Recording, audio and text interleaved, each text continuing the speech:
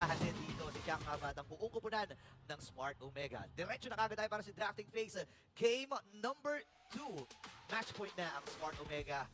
And ang katanungan kasi dito, yung respeto, ayan na nga, may respeto. Pero kasi sila gumamit ng una dito sa isang league. And Totoo ayaw naman naman. din nila makalaban ng isang league, lalo na sa kamay ni Kyle TZ. Na nirarank nga, di ba? As Even first. ni Cartesi, first nga sa kanyang listahan. Pero knowing na ang Falcons AP Brand, they've been on a roll. Kumbaga, ini-stop ni Chakno on their trunks yung pag-roll na yun di ba? Parang sabi niya, hanggang dyan na lang muna. Di ba? Yung smooth or seemingly smooth na ride ngayon ng Falcons AP Brand. Pero, kasi Burrito, unang araw pa lang naman nila ngayong season. Diba? At medyo may pagkapaka pa. Pero, eto muna. Ang sasabihin tingnan natin na ipaprioritize dito ng Falcons AP Brand. Ay, Zas! Jasmine. Kaya pala binan yung Linglin. Oh, tsaka tsaka inalis din yung sushi. Tsaka Kasi sushi. normally, nakikita natin no, sa mga dumaang nagdaang tournaments, talaga Zask and Sushi ang nagpapalitan. 'Di ba? So ngayon, may Zask. Ano kaya ang kukunin dito? Roger plus Edit ata ito. Okay, Roger. Roger? Dito na. So pwede ang Edit. Tara. Pero Ruby. Ruby. So, yung pagkapan kanina sa Ruby, so somewhat na parang nakikita ng side ng Smart Omega na parang pagkakataon natin na kukunin ito. Pero at the same time kasi with the addition of Zas kasi dito for Falcons AP Brand, tama ka, na normal nakikita natin Zushin Zas.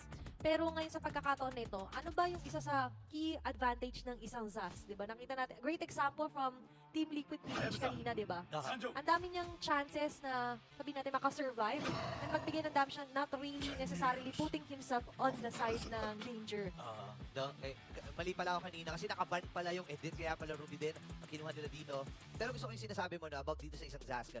Samahan mo pa ng Terizla plus yung pick-off capability ng isang Hayabusa na mapupunta ngayon kay Kyle TZ from Falcons AP Brand. Ngayon naman, ano magiging hero dito na kukunin ng Smart Omega? Pwede sila actually tumingin sa isang Valentina kung gusto nilang umagaw din ng penalty zone or even Nolan. Ay, naglabas agad sila dito ng jungle. Okay, so tama tayo na flex somewhat ang tong Roger for Smart Omega. So understandable dito na tatapatan pa rin nila na may kabilisan din assassin here for Andor yung isang Hayabusa. So they need to find a way nga lang syempre to reach the Zas if ever then onto the backside. Pero looking forward for the 4th and 5th ban for both Smart Omega and for Falcons AP Brand. Speak of ban, it's going to be a Tigreal. Natatanggalin. Mahirap kasi kalaban yung Tigreal eh. And yung lineup kasi nila dito, parang may tendency mag-upulan. Kasi nga naman, di ba, pag nakakuha ng I'm Offended, itong Ruby, may pag-go talaga na gagawin. Oo. And ayaw mo kasi na ma-force ka magkukuha ng Purify, di ba? So, Moscow mag-aalisin, same with the Jawhead.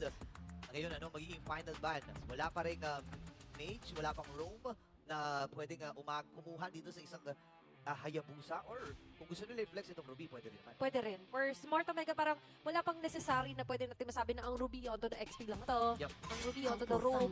So, we're quite light pa sa ngayon. Pero ngayon, sa pagtanggal ng Vexana, mas nililimit nila yung ginawa kanina din syempre. Dito ng Smart Omega, especially with the Eternal Guard. Timing is everything, but Aurora nga pala. Oo nga, isa rin sa mga umaangat. No? Day number 1, napakaraming beses natin nakita. Kahapon yon, napakaraming nating beses nakita ang Aurora na naglaro at napagana ng ilan. Pero ngayon ay ang Smart Omega ang masusubok. At kumuha na rin sila dito ng isang clone. Ano ang magiging final pick? Ano ang hero ni Oakwen? Ano nga ba ang mga available? Gusto ko yun na medyo napa-double take sa camera si Super Marco pagkapit ng Moscow, di ba? Sakto. Diba? Ayan na. Wait naku po. lang! Saglit. Naalala ko, sabi ni Coach Daki kanina. Kanina lang, ha? Actually, kagabi ata or kanina, yung post niya. Yung mga lason daw, tatanggalin. Kasi nandiyan pa si Coach Lembot doon. Tatanggalin daw niya yung mga lason. Pero hindi pala. Kukunin pala nila itong high-loss na ito. Sila pala mismo yung pwedeng manlason dito sa Smart Omega. And right now, for Smart Omega, ang isa sa hindi natin madalas nakita pa simula yesterday. Wow, kala mo ang dami ng araw. No? Okay. The X-Morg for Smart Omega na malamang mapupunta sa kamay ni Ryota. Ryota yan. Again, magandang matchup ang ating makikita. Terizla and the X-Morg. Pwedeng na i-argue ito na kaya-kaya namang basagin yung Firago armor ng mga hampas maso dito ni Terizla. Pero ang mahirap kasi yan, right after nun, yung sunog, yung pokes, Mm. diba? Tapos 2 damage pa yun. Yun yung isa sa kailangan na magkaroon ng answer agad rather dito ang Falcon sa AP Bren. Kasi guys, it really depends on how you see it and how you look at it. So sa angle ng Smart Omega, syempre may kalamangan sila, especially with the sunog. Lasso nila yun eh. Yung true damage, kumbaga. Pero for the side of Falcon sa AP Bren, their mission to shut down that export is to delete or eliminate the Farago armor. So depende talaga yan on how we look. Pero eto yung titignan natin. Grabe naman. Muntik na magka-first blood agad, Burrito. Napuruhan kagad doon. Tsaka, nakikita kasi natin yung lineup dito ng Smart Omega. Pasma build eh. May init lamig sila dito eh. Si Okir at si Atoy R. The Pasma lineup na hinahatid ngayon ng Smart Omega. Init at lamig. Init at lamig. Okay. Ay, medyo sasabi dito Smart Omega, parang maaga pa lang, kailangan ipakita na natin Chakno eh, tapang natin. Okay. Lalo na yung lineup, yung hero niya, matapang din talaga, di ba? Sakto pa rin na, Captain Hook pa rin. Kasi nanghahatak pa rin yung Ruby eh. Ay, oo nga, no. The Captain Hook, ladies and gentlemen. Jack Mamba, nagpapakita na naman ng mga hooks. Ayun Nung kanina, tayo eh. Franco, ngayon naman, Ruby. Ito na yung isa sa pinakakailangan natin bantayan, yung mga surprise na I'm offended, don't run Wolf King. Kumo-combo din to eh. Oo, ang tagal din ng hold yan, ha. Mahirap yun. I'm offended, don't run Wolf King. Kasi hindi lang yun, ha. Kasi may damage din. Talaga yung hero na yan. No? Pero siguro naging call na lang dito ng Falcon Saber dahil nga dito sa lineup nila na medyo hirap doon sa mga crowd control. Purify na lang tayo. Dalawang hero sa kanila naka-purify, si Pio at si Super Marco. Oh, tapos si Ogwen, parang extra heal tayo dito. Healing Paglagyan natin ng Girls Pathway, may heal pa tayo. Oo nga. Ay, tandaan nyo, yung Revitalist, nabibit-bit na yan. Nabibit-bit sa katawan yan, di ba? Oo, yun yung gusto mangyari later on ni Ogwen. Medyo napanood natin kapon yan, very familiar. At yung bakit nga ba familiar, syempre ngayon naglalaro din, gumamit ng Hylos yesterday. Si Jack, no? And ngayon, may hatakan doon sa unang turn ng laban na ito. Again, Atoy R at si Ogwen, nakasealed din. May tila ang magkabilang player na ito. Kung saan manggagaling. Lamp TV nakasealed din. Level 4 na. Level 4 lang, ha? Okay. Abang lang yan. Pwede na sila dito umatake. Katulad nga ng sinasabi ko sa'yo, sinaming pa pati yung spawn. Pero okay nga lang din, dahil ang Falcon City Bren, gagawin nilang go signal yan para umengage into a fight. Flap Easy with penalty zone, isang tatamaan pero makakatakas pa rin naman. Flicker exhausted for both Ryota and Flap Easy. Habang yung Turtle, magpapabalik-balik lang muna sa kanyang pit. Yeah, may mga ultimates na nagamit. Even yung mga spells ay nagamit din. Purify, yung Revitalize, and yung Flicker from Sa up. gilid! Doon pala bumiktima ang mga members din ng Smart Omega habang nagkakagulo-gulo sila makakasipat pa rin si Okiro with the passive habang dalawa rin naman ang tatanggalin nila in addition to what they did to Few and Smart Omega in an instant 3 kills plus a turtle. Napagandang simula nito para sa bagong barangay. Ay. Smart Omega nakakalamang against Falcons Friend. Dito ako surprise ha. Joke and the Super Marco. Pero mamaya na si Andori. Ma-action talaga si Andori. Sabi ng Dory, wait lang. Wait lang nasa po akin. rin. Huwag mo na magsalita. Aatake na naman ako. Mamaya mo na-explain.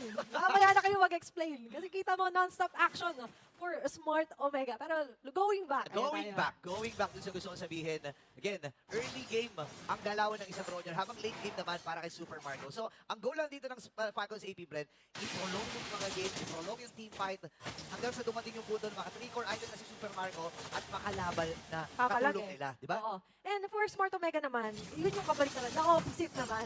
They want the early game at napapanindigan naman nila. That's a great start. A huge head start nga for me. Yep. Kasi ba 3 kills sila ni instant. Tapos, nakikita natin ngayon na yung aggressiveness na meron si Chakno, na i-equate nila onto something great, which is a kill. Nabibigay pa dito kila Adoyo, kay Okir. Habang dito nilatag ng alam din ng Glorious Battle. Okir is the target. At ngayon, magsasaksi doon sila Fuse sa pag-takedown sa kanya. Habang Flap Easy going for the follow-up. Bumalik ng alam din doon si Flap Easy. Grabe naman yung Ugi Shadow kill na yun. Sumusunod. Pero ang mahabot ng alam din ng mga espada dito ni Antorio. There's going to be the fracture. Babalik dito kay Flap Easy. Pagka-target si Chakno at si Ryota. Nasusunod ng alam din dito. With the last insanity. Flap Daisy is down. Chakno magiging sakripisyo. Pero hindi pa yata sila tapos dito po rito. Hindi pa tapos. Atoy R ay narito rin. Again, nakita natin. Ang dami mga crucial moments doon. Yung galaw ni Chakno, aka Captain Hook. Napakaganda na nagiging performance niya. Pero Falcons AP Bren, hindi tayo sanay na nakikita na sa ganitong sitwasyon ang mga bees. Ibang klase ngayon yung sabihin natin bagong barangay talaga. Iba talaga. Pinapanindigan nila. It's a newer version for Smart Omega. Ay, Ngayon alam ang isa naman. na naman maatak. Akala natin si Kyle parang papasok ako sa referee. Kaso nakaabang lang din si Chakno. Alam niya eh. Alam niya dun sa may shadow na yun ay may Oo. pupunta talagang ninja.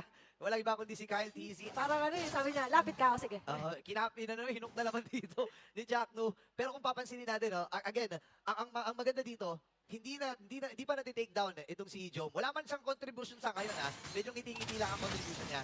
Pero, Yes, grabe. ang importante dito, even Super Mario, ang Oo. importante, walang namamatay sa kanilang dalawa. Oo, mapapangiti ka talaga kapag yung mga secret weapon yun, hindi pa masyado nare-reveal. Oo. Diba? Pero ngayon, si Chaco, ang ginagawa kasi nila dito, kahit may nightmare spawn pa lang yan, ini-eliminate na nila na mabilisan din. Oo nga. Diba? Para kahit pa paano, marating nila yung positioning nila. Very crucial to sa may mga mid-push natin sa LNR. Pero pagdating sa bot side, eto sabi mo, ngumingiti pala Ayan sila. na, yung ngiti. Ngingiti ka pa ba kapag may apat na miyembro na Smart Okay. Omega ang nag-aabang? Yung ngiti, para mapapalit. Hunter si Pew Winners! Nandun sa pinakagilid nila, kanyangalan din ng carpet. Susunod nga ba ang members of Falcon sa Bren? Mukhang hindi na muna sa ngayon. Okay, kalma muna. Atoy Ars, to the rescue na rin. Black DC sumilip din.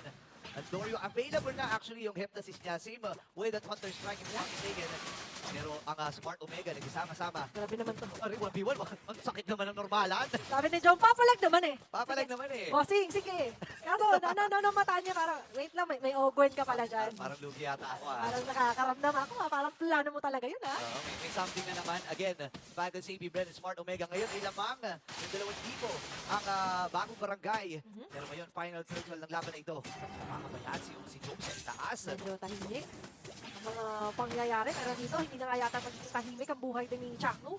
Sabi na try na nga lang din, mataan dito ni Flap Easy, hakatakin. Nandiyan na kayo mabaya na Vidadong, nakadbog nga pa si Super Marco, go doon sa pinakalikod. Pero raising mo ba, Chakno? Ay, mapabore down niya. Habang si Cat Easy naman ngayon ay makakahawak na ng turtle. But on the other hand, kita mo naman for Smart Omega, ang push muna tayo ng lane kung di tayo nakakuha ng objectives for the turtle. Ay, hindi ka po matunaw doon. Ang Dorio ay tumatakbo. Dalawang members for Falcon CP Bren mahabol sa kanila. Pero nakalimutan nila si Joe, si Big J. Doon sa may bandang itaas. At kailangan nilang rumisponde. Kundi mababasag yung Dorio na yan. Grabe si Jome, no? Just owning every lane na mapuntahan niya. Ngayon, mapapansin natin for Smart Omega, hindi pa sobrang lumolobo yung network lead na meron sila.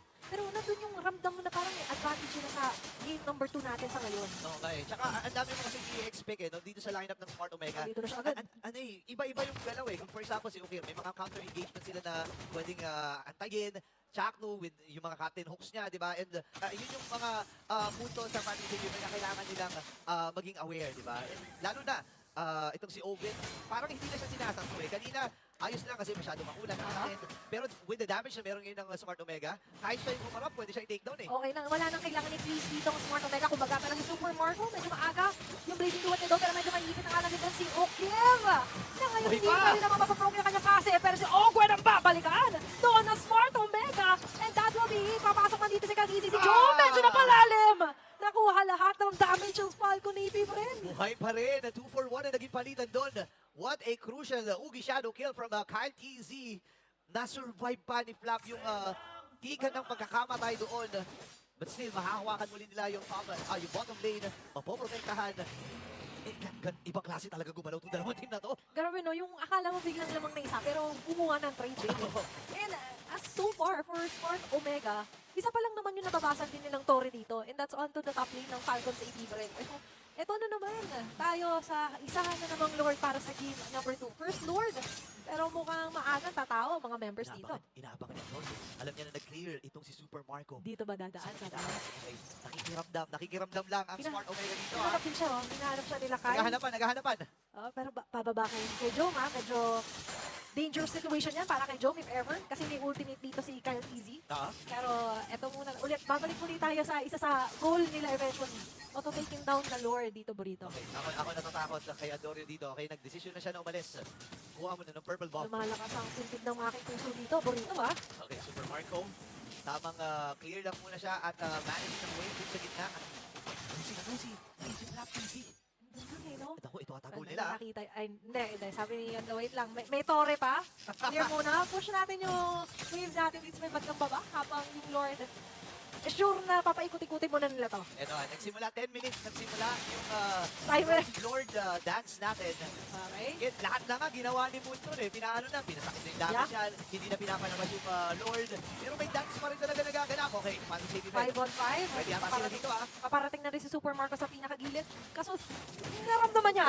Nice latag of BMI na nga lang din doon, Burrito. Nakita ko yung parang inaantay mo rin eh. Oo. Inaantay mo rin eh. Buti na lang, hindi tumirenyo talaga ni Super Marco again. Bulletproof Marco ang ating pinag-uusapan. Jack Bomba, Hackfield na rin. Available na yung kanyang immortality. 12 minutes, Burrito. 12 minutes. Gagawin ba rin? Pag binitawan niya, nagkalisan niya, magiging minus yan. Oo, pwede na. Ayan na, ayan na. Ay, hindi. Hindi. Ayaw Ayaw ni Ryota. Ayaw gawing level 2. Ayaw gawing luminous Lord. Okay. Sabi nila, Marco, habang wala pa, do your thing. Do your thing dyan with tatlong top. Pero, natatawa-tawa na nga lang din doon. Eto, medyo. Ayaw pa rin i-reset. Ayaw pa rin i-reset. Ayaw bigyan ng space yung Lord. Ayan na. Pero si Super Marco, nakita nila dun sa may top lane ha. Pwedeng kung signal ito para sa Smart Omega. 4v5 to. Wait lang. Ang ganda ng position dito ni Andorio if ever ah. Hindi nagtantan si Marco doon sa top lane, pero hindi pa nagre-react sa ngayon ng Smart Omega. Ay, sakit. Black Easy medyo nasaktan na nga lang din doon. Pumasok agad dito si Cal Easy with Oogie Shadow Kill. Nakabang ang mga members ng Smart Omega. This might be a go. Alam nila mga ultimate ngayon ng Hayabusa. Pero medyo nagdadalawang isip na nararamdaman nila there's something missing. There's someone missing. May nawawala talaga si Blue Bulletproof Marco ay nandun. Pero magubuat ang Smart Omega. 4v5 daw kasi ang laban. Bumisa kakalakan nila yung Lord na to ha. Ito na, ang pinaka-ultimate Lord Fight na makukuha pa rin ni Kanizi habang sama-sama pa rin naman sila susugod. Sakto pa yung tagapagligtas sila dito na si Super Marco with a blazing duet just getting those damages. Going for the shutdown. Dapat si Jom gumagapang dito kumakalbot. Pero mukhang mapapatras na nga lang din siya. Muntik pang mapatay doon ni Kanizi. Grabe, ang dami mga crucial moments dito. Halos critical. Lahat ng mga members ng Smart Omega, kailangan nila mag-TP out. The Lord ay Grabe. nakuha. Grabe yung steal na yun. Panoorin natin sa Infinix Instant Replay. Saktong-sakto eh. Inabangan lang talaga. Right after ng penalty zone, naugasan yun dito ng Smart Omega. Then pumasok itong si Kyle PC with that retribution. Sanay na sanay sa ganitong klaseng sitwasyon ng Falcon sa AB Brin eh. Alam mo, hindi naman i-rank yan ng first. Hindi yan mararank ng first. Kung wala-wala lang. Acknowledged eh. Acknowledge. Diba? At ngayon, nakita natin na talagang tinatry nila na sila na ma-maximize itong Lord na ito. And imagine, nakaangat na rin lahat ngayon ng wave. Kanina halos walang basag na torre. Sa Smart Omega ngayon may nag-aabang na Andorio. Makikita ng mga Hurricane! Ay, nakita ng Nakita! Natapakan. Nakita. Buti na lang may shadow pang natitira para makataka si Kyle. Eh, yun yung mga game sense eh. Game sense yun. Grabe, ganun nila kakilala rin yung isa't isa. Parang na-review ko to nung pinanood natin sa game nila laban sa ganito yung mga taguan ni Andorio eh. Naaral ko to eh. Tsaka ako kasi gumagamit din ako niyan eh. And kung ako yung nasa sitwasyon niya, baka dito rin ako magtago. Abang din eh, di ba? Grabe yung heightened senses ngayon ng mga players natin.